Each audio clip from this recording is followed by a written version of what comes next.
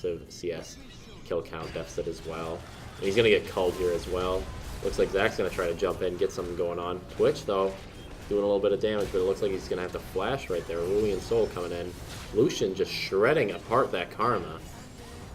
Absolutely, and with this, the Ori ult was used to help pull the Twitch out of the fight earlier, but by that point, he was already pretty much safe in the fight, and all it did was just throw a little damage onto Taric and Lucian, which Lucian immediately healed back up due to the high lifesteal he has present with his Blade of the Rune King. Yeah. Which means that Lucian literally took absolutely no disadvantage, and this massive burst potential ult that Orianna has was once again wasted trying to get a small pick that she didn't have the damage to back up. And it looks like Custom Elite's trying to put as much pressure as they can now, destroying 2 of the inner turrets, along with taking down that Maokai, who was very out of place right there with the turret going down.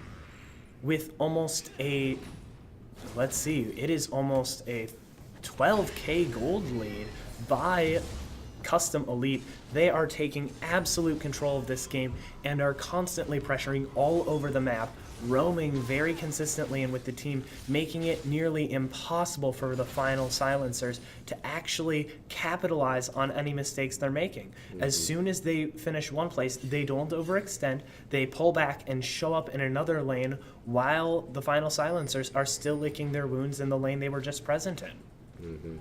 It looks like Baron is going to be on the menu pretty quick here with both teams converging around it, although I'm unsure if Final Silencers has the level in order to actually contest it at all. Most members being around the 10 level mark. Karma not even breaking 10 at this point. Zach going to jump in, try to maybe get a lucky leap in there. That's absolutely accurate. When you have such a massive gold difference, there's also a level difference as well, and the frequency which the abilities are up is also added on top of each other.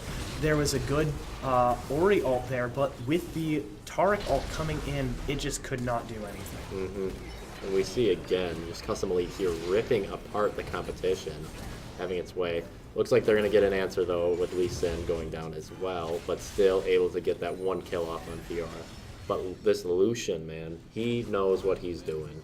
He's positioning himself very well, being behind the front line while being in the fight still and present, and just being able to use his ability to. Whoa, I don't know what Rulian Soul is doing. They were kind of twitching around, look kind of weird, but he's just his ability to reset and keep moving and keep up with the enemy team who are trying to flee is what's tearing them apart. Absolutely, and while this Taric suffered early game as far as being able to trade in damage against those 2 aggressive bot laners, we actually just saw an attempted redemption steal of Baron by the support Karma, but that was not successful, and Custom Elite does now have Baron. But with this Taric, every time the Orianna tries to do anything and get damage down, he is able to activate that ult and get 3-4 members of his team completely invulnerable, where Lucian can heal up easily from the burst that Orianna delivered, or they can press their advantage and take advantage of the fact that the most powerful teamfight ability that Final Silencers have is currently down. And another Earth Drake going to be taken here, it looks, by a Custom Elite. This is going to make it so they can take towers as they please for sure. With that Baron buff, the Ocean Drake keeping them very healthy, they're definitely going to be able to close out this game, and I think they're looking to do so right away. Yeah, with the Baron buff, they are just going to be able to push these lanes in so hard. And then, as you mentioned, that double mountain power spike where you just start eating your way through turrets. Fight is going down, though. It looks like Zach is ulting, and quick Orianna ult does pull Lucian away from the fight for a short period of time. He's actually somewhat low, but the Fiora ult that was gotten as she got a kill earlier was able to restore full health to nearly every member of Custom Elite, who quickly aces Final Silencer, pushing in the inhib, and it looks like they're just going to be going for the win right here. They have the Baron empowered minions, and they can walk right up and take this tower. It seemed like this game in the beginning was definitely very undecided, but as objective control became a very high priority into the mid game, Final Silencers was not able to keep up that pressure, in where Custom Elite was able to just keep going with it, securing the buffs and making sure they could push every turret they wanted to and win every team fight they needed. Absolutely. And something to be noted is not only did the junglers, you can definitely see there was a huge difference in the effect they had on the match.